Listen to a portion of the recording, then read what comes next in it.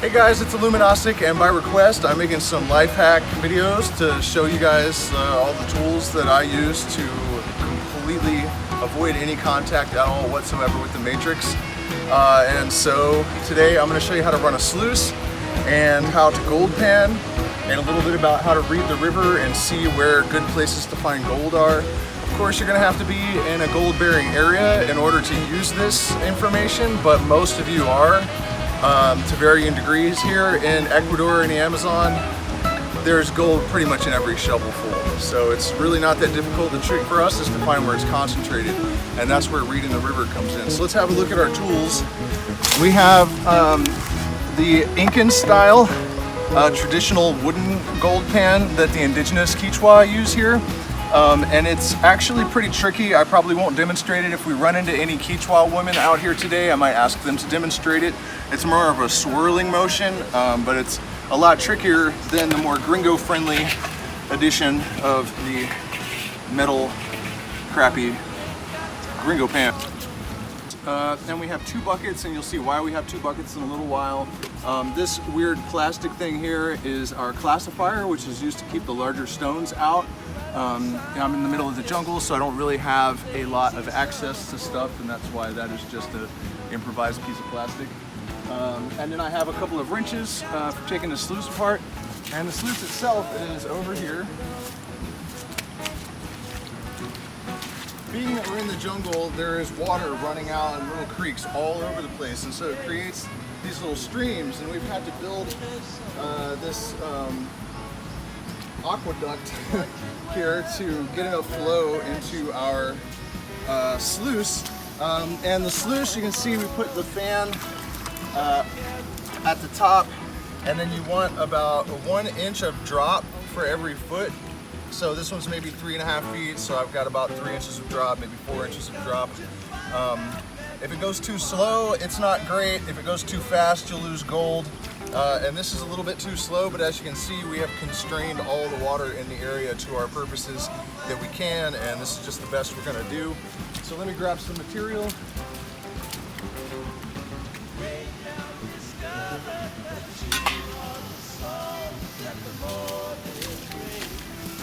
If you put too much material in your sluice so it can't run it fast enough, you're going to lose gold. So we just put a little bit. I didn't classify this, so I have to pull the rocks out.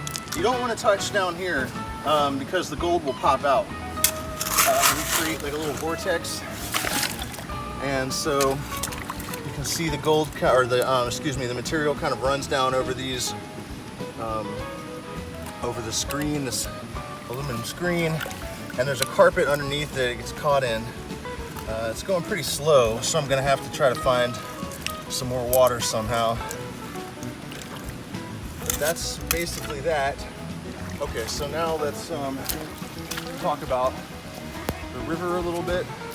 Okay, and so we have all this beach here, and the gold is literally everywhere. So you have to find ways to locate it where it's more concentrated. Here we have a gigantic rock that has created a dead zone. You can see there's a big pile of sand right behind it, and then you can see that there's larger rocks and darker rocks all kind of strewn behind it. And that is going to be the main place in this area where the gold is going to collect the heavier pieces. As far as our depth here, it's a little bit difficult to see because of the water, but we have gravel and then we have cobblestone.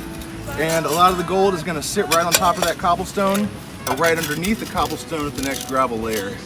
So we don't have to dig down too far, but if you try to dig on the surface, you're going to get nothing but little pieces of fine gold. And every 3 or 4 hours, especially because the water's moving kind of slow, the material builds up inside of the sluice pretty fast. We have to open it up and clean it out, so I'll show you guys what that looks like. We don't want to take it out abruptly and lose our materials, so we want to take it up slowly, let the water kind of drain. These last couple of bays don't really hold a lot of gold, so we're less worried about pouring them off. But I still generally like to try to keep all the material in there. All right.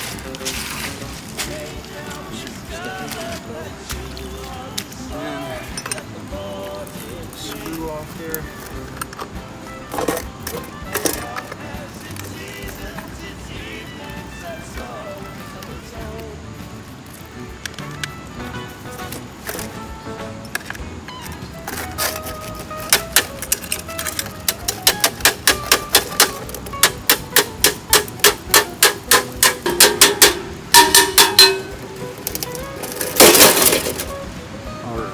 So the screw, in order to ensure that we don't rinse any gold out, I like to put it back through this hole.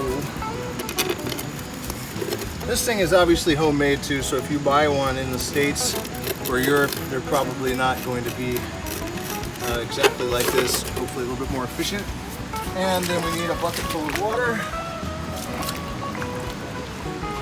It's much better, of course, to use a 5-gallon bucket, but we're very limited in what we have access to. You're in the jungle.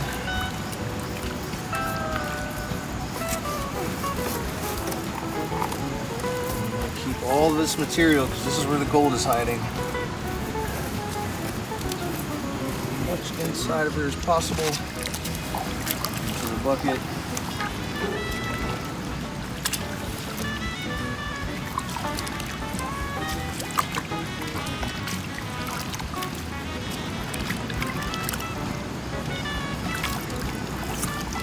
And then to clean the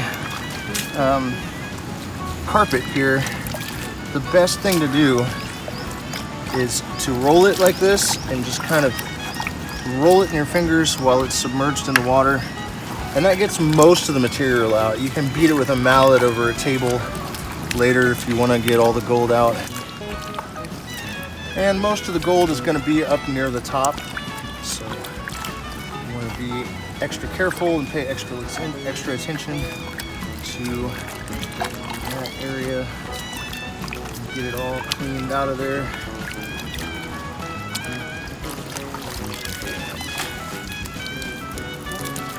Spots there still.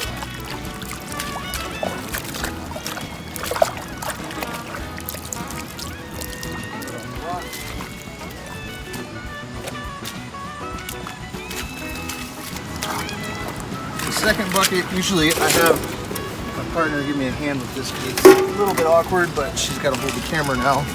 So all of this material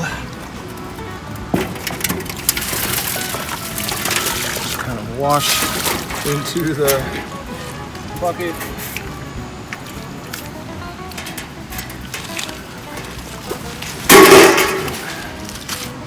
And now, final part of this process, canning out the material that we've collected. This is where the magic happens, or doesn't happen, depending on how well we've done.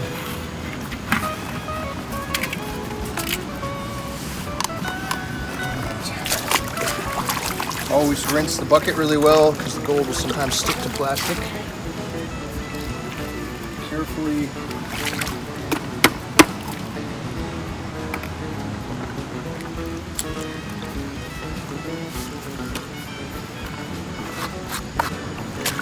all right, so now panning the gold. This is not optimal here because we don't have a lot of water, but what you're going to want to do is get it totally submerged and back and forth, round and round. Make sure there's plenty of water in there the whole time. Back and forth, round and round.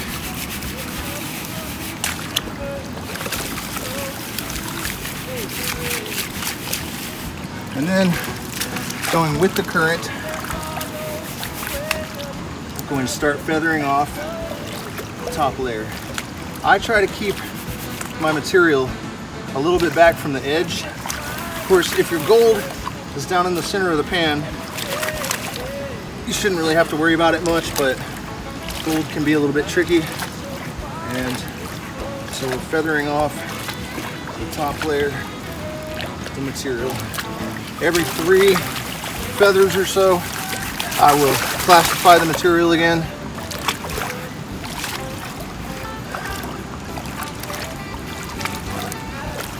A lot of people will go a lot faster, but I'm not that professional. I'm not that confident, so what was I saying? Yeah, at this point, I've actually seen some gold, so we have to slow the feathering way down. Basically just barely take off a little bit of the top layer, keep it kind of back away from the edge. I just saw some more gold, so we got to be really careful at this point. Soon, we're getting close to the stage where I'll actually just keep all these. They're called concentrates. And then I'll separate it into a pan when I'm at home so that I don't lose so much. But I want to get it down to where we can at least have a look and see about how we've done so far. Another thing about separating it at home is that you waste less field time trying to separate these fines. So I'm going to go ahead and tap with the water covering, and that will bring the gold to one side. There's got to be water. Alright, and so now starting on the bottom, kind of bring this material down. You can already see there's gold there, gold there. I really need to bring this material down quite a bit more.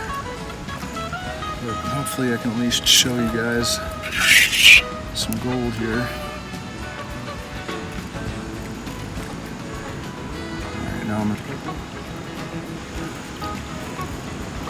Alright, so I don't know how well you guys can see this, but already there's a few pieces of gold. Looks like we're getting